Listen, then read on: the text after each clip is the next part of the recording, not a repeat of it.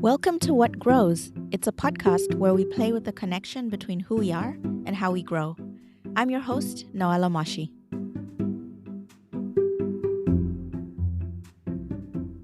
So, Bunny, you're someone who's lived through a challenging business journey, running a high-end footwear business for 8 years, growing it every year but one, only to make the very brave decision to close it at its peak.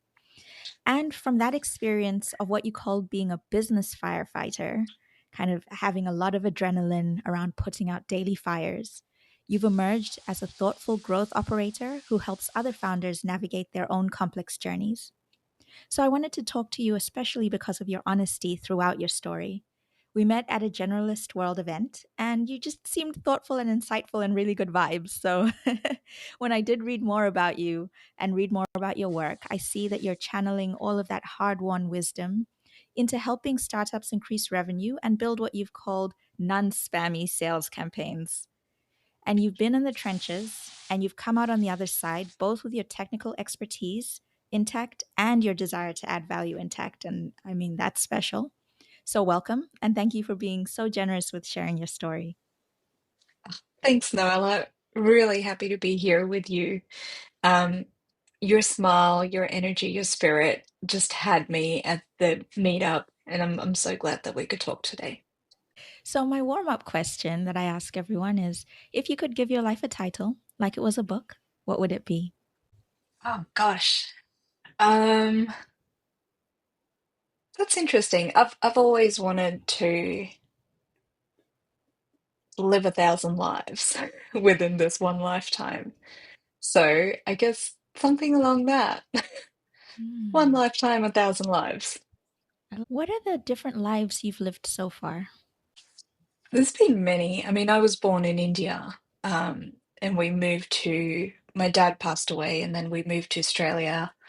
And then I've gone from being an absolute science nerd and wanting to be a, microbiology major to going into marketing and PR to then running a business. So there's been several chapters, all of them in many ways still me. And it seems difficult for people to accept that we have several identities, and not just one. Or you could have an identity for a certain part of your life, and not have that carry through the next phase of your life. And you could come back to it in your 50s, in your 60s, in your 70s, at any point in life. But it's still you. Just because it's a dormant to you doesn't mean it's not you. Yeah, I definitely believe that. And I think there's also this, I don't know, unique experience of being born in one place and then growing up in another and also living your adult life in a different place. I mean, first of all, having to take on the different, things that happen in that culture and the identity that's associated with you or you associate with that culture. But second of all, having to really filter out, okay, but what's important for me to keep.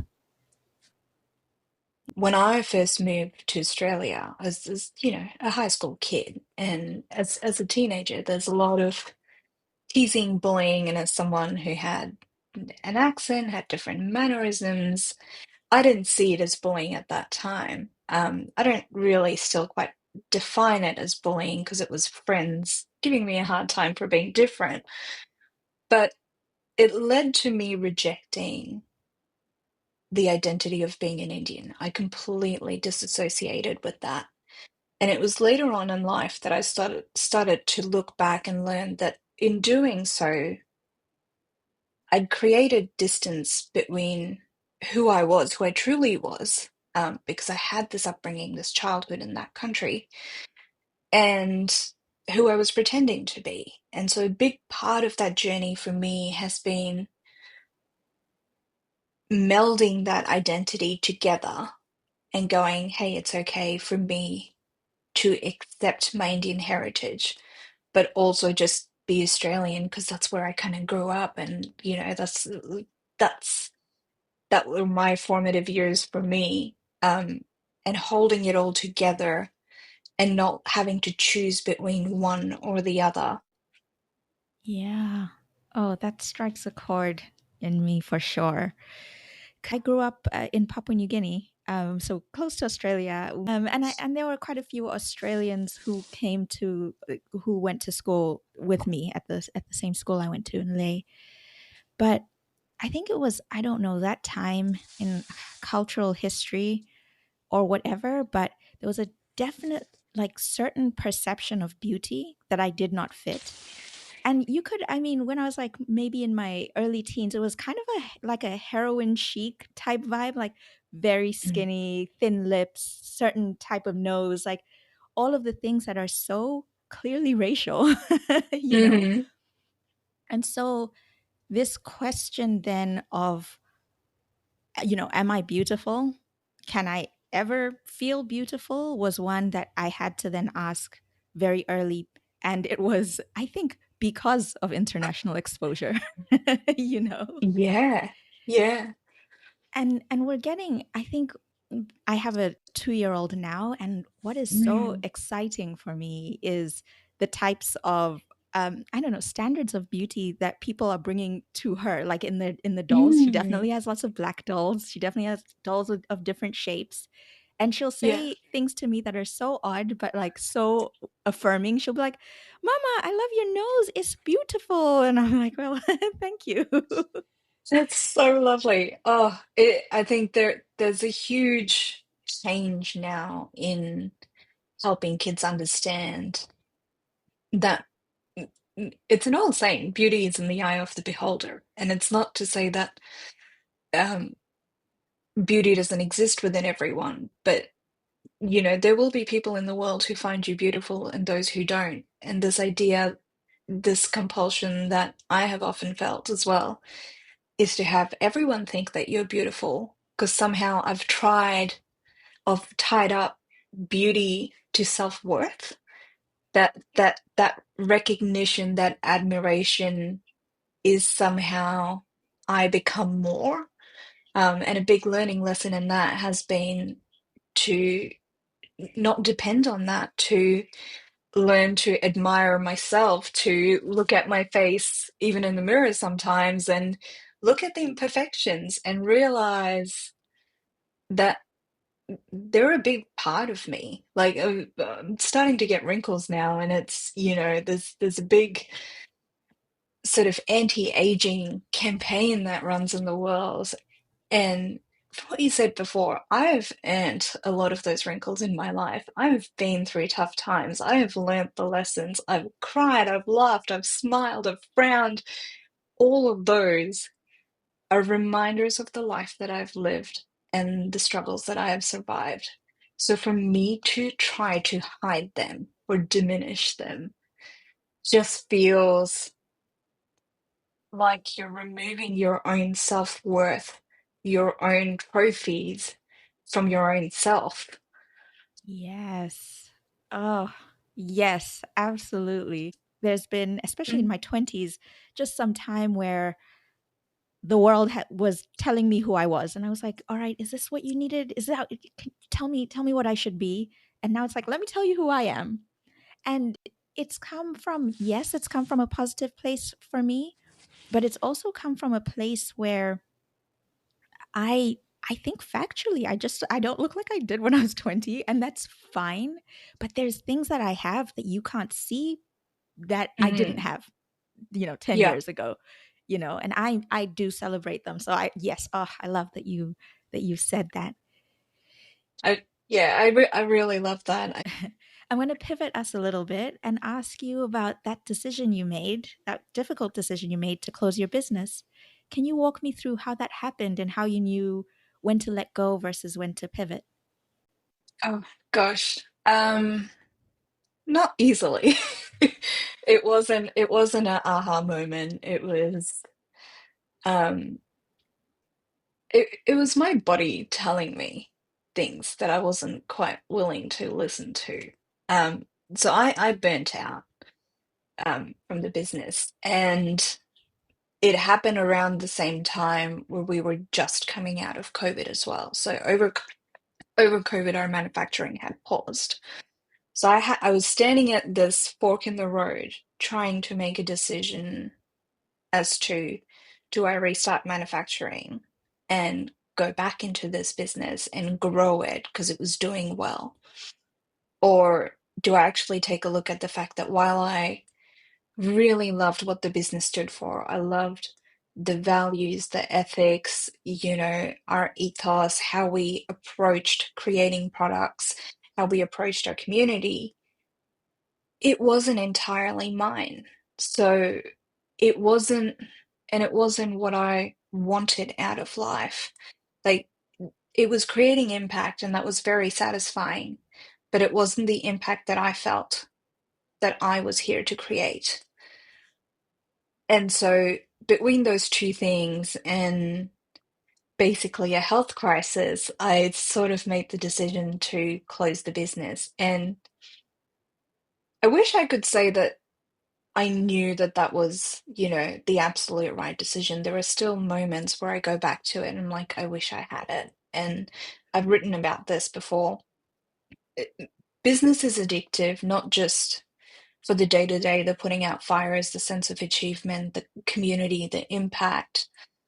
But when you're running a business, it becomes a part of you, I think, more than a job does. It's woven into your identity. And much like any other identity that you have throughout life, you often tend to go back to it. You're never quite separated from it. And so it sits in me dormant. And then I often think, I'm like, should I restart it? Could I, go back to it?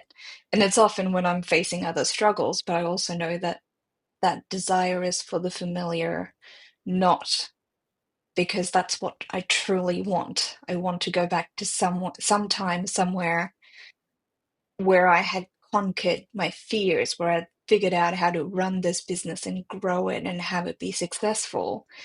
And now I'm sitting in unknown and new challenges, and I am craving that certainty, that grasp that I had on how my life was going. When you talked about knowing that that was a desire for the familiar versus an actual thing that you need to do to go restart your business, it made me think about the inbuilt intuition, that manifestation of like years and years of lived experience that comes out as this sense of certainty that I think is not very easy to outsource. I don't see how to do that. And just what does that feel like for you when you know a decision is right versus not? I think like fire in my belly, like it's excitement, it's urgency to like get out of bed because you just like, you're working with a client that you really love, or um, you've decided to take the time off to go on a vacation, whatever it is. There's energy that pulls you towards the thing that you've made the decision on, as opposed to reluctance to go in that direction. I whenever I hear myself saying I should do this, I'm like, there's something as opposed to I want to. What does pace have to do with it? And again, I think tools speak to speed as well, but can you have a fire in your belly that's like slow burning? Yeah, pace has nothing to do with it. I mean, it seems ironic because you'd think when something feels really great, you'd want to constantly work on it or have all this energy. But and perhaps that's the thing to do with women, where we're very in tune with our hormone cycles. We're very dependent on our hormonal cycles. So I go through, even when the idea is right, I go through ebbs and flows of, yes, like this has 100% of my energy, to almost sometimes disassociating with it. But something that I've learned is not to rely on one particular moment, but to look at my experiences or my feelings towards something over time. So Mm. just because it feels right now doesn't mean it's the right thing. As it felt right at different points over a month or two, yes, okay, let's pour more and more energy into it. Oh, that's something I'm going to be trying for sure. One of the hardest things for me is to like pause, just be like, all right, I'm Mm, super excited to do this. Okay, pause because this is going to take 2 to 3 days of your time to build whatever this tool is. Are you sure? yeah, Just take a shower and come back. I get a lot of energy out of ideas, and ideas are great, but sometimes when I'm executing on that idea, the energy fizzles out, right? Because the dopamine is gone, like the thing that was new and exciting. And so often to figure out what the right thing is seeing what actually lasts over time, what continues to draw me, what's that thought that's nagging in my head. And it's funny that we're here, something that I've been thinking about multiple times over like the last 10 years is I want to start a podcast. I want to start a podcast. I want to start a podcast. And I've never done it. But I am so curious. And this idea that I was talking about, 1,000 lives, I actually would love to talk to 1,000 people who live different lives and work out what it's like to be in their shoes for one day in a life, you know? And I think that would be great. We know so little about what people do in the world. And every time I speak to someone, there's so much discovery to be had. But again, to go from what is an idea and an aspiration to actually go to execute on it and have the execution bring you energy, not the idea, that's when I know something is in the right place. Oh, I love that. When the execution brings you energy. Yeah. Yeah. I just speaking of podcasting and how I came to this is Mm, and I think this links to marketing. So I'm going to ask you about marketing in a second. But okay. um, yeah, I decided a few months ago to take my strategy consulting work more seriously and try to build a pipeline of clients of organizations that could use kind of growth strategy support. But I just am not that person that goes out there and like talk like aggressively networks. It just feels hard for me. And so I thought, Mm, if I want to build trust from a distance remotely, and I'm not super good at the networking events, then maybe having one to one conversations that highlight what I'm curious about, how I ask questions, what it would be like to interact with me as a person might be a good way to introduce myself to people who would otherwise not have mm, had a conversation with me. So I I do kind of view this. I mean, I love it. It's so fun. So I do kind of view it as a marketing thing as well as just something that I really enjoy doing. And I don't know if it's going to yield results. I know they're not going to be short term, but it mm. speaks to this other question that you kind of explore, which is around why people struggle so much with marketing. What makes self promotion feel icky and inauthentic to most of us? And yeah, what are your thoughts on that? There's two ways to approach this. One is why does it feel icky? Like, what is it? Is it that you're putting yourself out there? Is it that you don't feel that you're worthy of the attention? Um, or is it that part of you knows that you desperately want it for the attention and not for the outcome or something else? So there's many reasons why people could feel icky, and I think it's worth diving deeper into that. Um, the other is it's not for everyone. Like, I think social media would have you believe that marketing is something that everyone's born to do. But much like most people aren't extroverts, most people aren't marketers, most people aren't designed for spotlight, and they can find it draining. And this idea that you can only build a successful business in the limelight, I don't think is true. In the 8 years that I ran Veganwares, I gave maybe 3 talks, but I did a lot of community events. So I will go on a stage if I feel like I really have something worthwhile saying, but unless that's there, unless the cause is there for me to put myself out there, for me to do videos of myself, is unnatural and it doesn't feel good. And it is not a way in which I can communicate ideas. But calls, podcasts, talking to people face to face, that's where I draw my energy from. That's where things come to me. So for me, the approach is person to person, right? Like I've had conversations where people are like, oh, if you're looking for clients, like go for scale. And you can go for scale. You can just bombard 200 people with messages, or you can be the person who takes time to individually research the companies that you really want to work for and then go reach those people specifically. One approach is not better than the other. It's what's best for you. And so marketing's this weird thing where we've created this phenomena that everyone needs to be putting themselves out in public, but you don't. Unless you want the limelight, unless you want recognition, unless you want numbers. I mean, people work and we know so few people. If you only consider the influencers in the world who are building businesses, there are plenty of people building very silent businesses who have never seen a camera, and those businesses run the world. Like they're logistics businesses, they're food businesses, they're farmers. They're not putting themselves out there, they're doing their work. And it's okay to just do your work and take joy in it and work hard that way. But if it is the thing that you want to do is put yourself out in public, then those are battles worth fighting for and finding out, well, where is the ick coming from? Yes. Yes to all of that. And I think for me, when I think about when does it feel icky for me, it's when I think that I'm trying to convince someone to do something they don't want to do, or I'm trying to pretend to Mm, be somebody that I'm not. And so that is an excellent question to ask myself, is just like, am I doing something mm, that is not aligned with my values?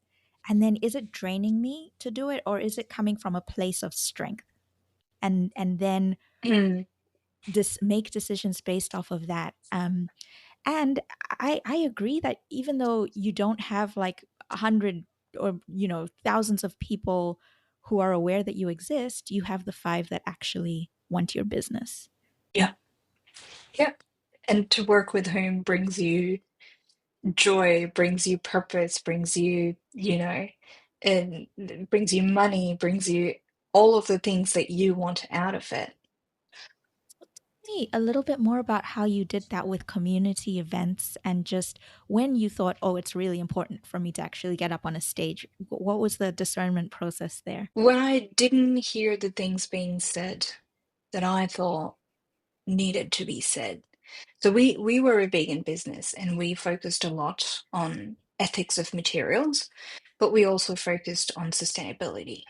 Um, and for a while, I think maybe you'll remember this, but veganism became very, very popular. Celebrities were doing it. It was a huge movement. Everything vegan was coming out.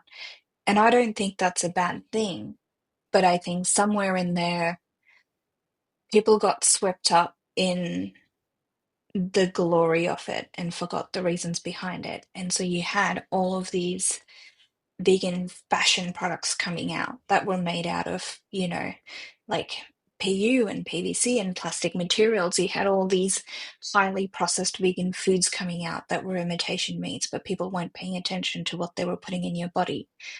And something that I just wanted to explore, it's just a question that I wanted people to ask themselves was, is everything vegan good? Like, just because it's vegan or it feels morally superior, does that mean it's good?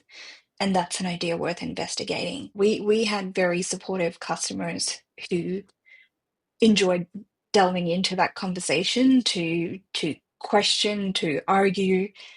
And then we had people who would just send us hate mail about like having this conversation. It's like, we can't believe you're giving veganism a bad name. We can't, like as it is, like we get enough criticism, and then there's jokes about veganism, and people couldn't handle that. And in all of it, I was like, well, that's not the point. The point is we can't become ideological um, with something that impacts a large part of the world. And we can't do things just because of ideology. We need to examine ideas on their own. Um, so, just because something's progressive doesn't mean it's good. Just because something's conservative doesn't mean it's bad. Just because something's, spiritually soothing doesn't mean it's true or it's right. And there's all of these loopholes that we kind of fall into, where the things that feel good or comfort us, we want to believe that they're the right things. Um, but the deeper we look into them, the more difficult the answer becomes. Yeah. And also, I would add, and I wonder what you think, but also the deeper we look into that feeling of does this Mm. really feel good? Does it nourish me in the best way, or does it make me feel a little bit better about myself for like a little bit, like, you Yeah, know? yeah, I yeah. Is this broccoli or is this chocolate ice cream? exactly, exactly. Yeah, and I'm kind of constantly amazed by how you can find your people in any different like kind of environment or room. And when I think about the people that you're referring to, it's people who are genuine truth seekers who want to know what the right thing to do is, whether or not it's what they're currently doing, and are willing to change. Yeah. And that could be someone who is vegan, it could be someone who isn't. How do you find truth seekers? Oh, good question.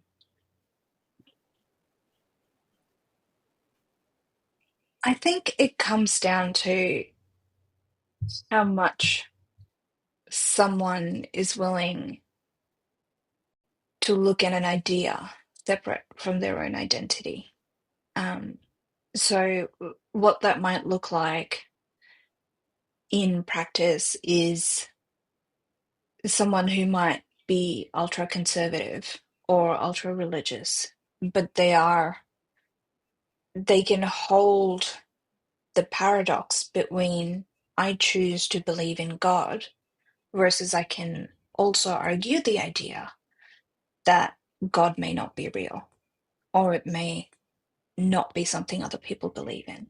People who believe the things they believe, but they don't have the desire for everyone else to believe the exact same thing that they believe. Um, and they're accepting of people regardless of other people's beliefs. Yeah, yeah. So it's not your belief in something that makes you belong. It's the fact that you're willing to look into things, to investigate, to explore. I was speaking to a friend who I haven't watched the movie Conclave. Have you watched that by any chance? No, I have Okay, not. so she was saying there's just one scene that I should look up, and someone in it says, "Certainty is the sin," because they're trying to choose a new pope, and just the challenge really is when I refuse to even explore that there might be a different perspective, and when I pull that back to, I guess being a generalist, it's just this sense of I'm constantly learning, changing, evolving, Yeah. and I embrace that, because if I pretend that's not happening, Mm, I think something really important in me might break. yeah. Yeah, I agree with that wholeheartedly. It to I think it in your last episode you were talking about labels, and the labels we assign ourselves, um, and the labels we hope to kind of shed. I think the the more we try to stick to a label, the further we get away from who we truly are. Because I don't know a single human being that is just one thing. Yeah, and thank goodness for that. That would be really boring. Yeah. Could you imagine? So, one of the other people I've spoken with on the podcast and since kept in touch with, and it's been great. He set up a quiz called "The Genius of You," and the reason I'm bringing it up is it's because it's kind of a Mm, strengths finder, and it. But even outside of Brandon's work, this idea that there are, if you get to the very root of it, there are things that energize us. There are strengths or things we naturally gravitate to. It might not be the stuff we're even that good at. It might be that we're good at it because we practice it a lot. um, but it might be that things that we do in our day-to-day job and we have become experts in are not necessarily the things we were born with, like this intrinsic desire to do. And understanding what that desire is, I think, especially in this age where so much can be automated. So, what is it that I want to enjoy doing? I think becomes really important. um, yeah, it's something I struggle with a lot. And I think, interestingly enough, it's where I use AI. I will actually journal sometimes and then take that journal and put it into AI and go, ask me probing questions and be brutally honest about who I am. And I don't necessarily need to trust the outcomes it comes up with, but just the fact that there's a different lens looking at something that came out of me, um, it helps me reassess the origins of certain things. It helps me understand certain things. It helps me pick out patterns in my own way of being, especially over time. Like I have a folder that just says, journals, and then it will like, I will put things in there, and over time will be like, oh, you have a habit of doing this. Perhaps you could look at it this way. I was like, oh, okay, cool. That's where I keep, um, putting the axe in my own foot because I just will talk myself down when I don't need to. So yeah, I think it's a difficult thing to figure out, but I am glad that we have communities and people and tools that allow us to do that more so now than ever before. I guess now we're fully addressing the elephant in the room, which is AI. um, and one of the things you shared a quote about AI, and you said, "Showing humanity will be your edge." And what does that actually mean to show humanity in business, especially when you're using AI tools, and especially when the assumption has traditionally been getting the job done is what gets you the role as opposed to who you are as a person. I think that's going to change. I think it's funny because when AI started to come about for the first time, I felt like, oh, this is my era. Because it's like, I think it's somewhere all generalists will thrive a lot because we're innately curious and we just need, a person or a purpose or a project to kind of align ourselves to and then accomplish that. I think AI will help people be more themselves, um, in a very weird way. We've used work to define who we are for the last 2 to 3 decades.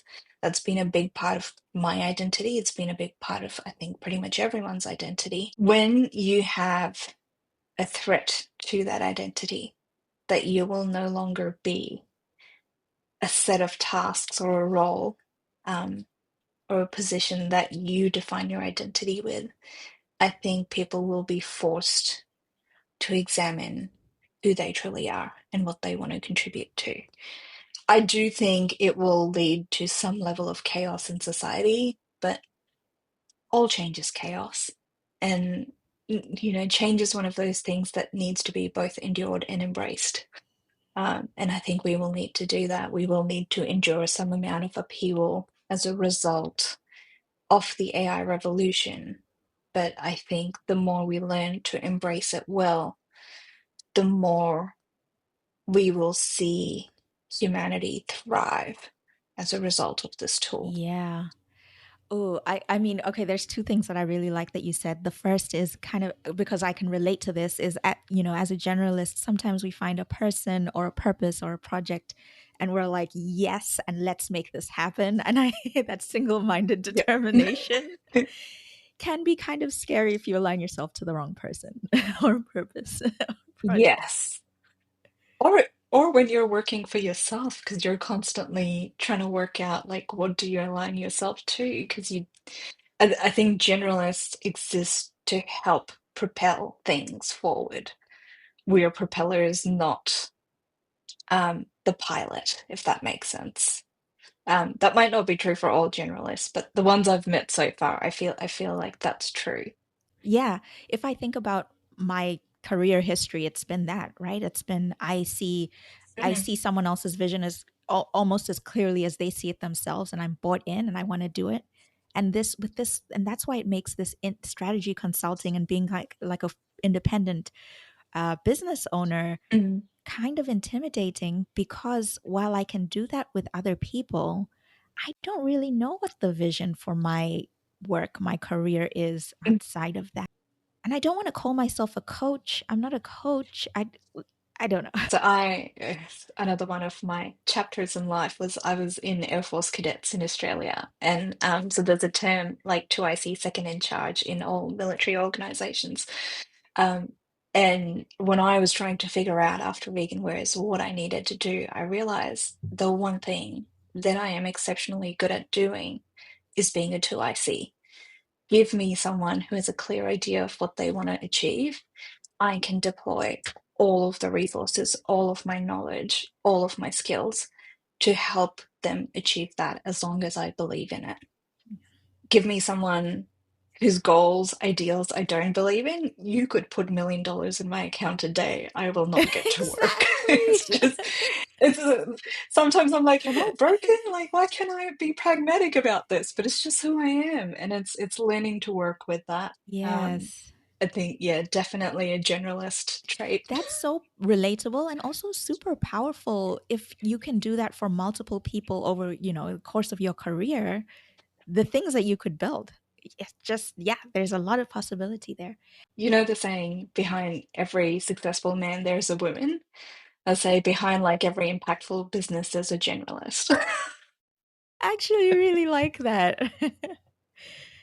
And the other thing that I was really holding, because I feel like I've experienced a version of it myself, is what am I if I'm not my job, whatever that job happens to be. When I was in high school or university, it's like, what am I if I don't get good grades? Like, there have been anchors that have kind of held me down at the bottom of the ocean, but have made me feel this false sense of security in terms of identity. And Mhm. then when those are stripped away, sometimes not by choice, and I have to ask myself, then who am I?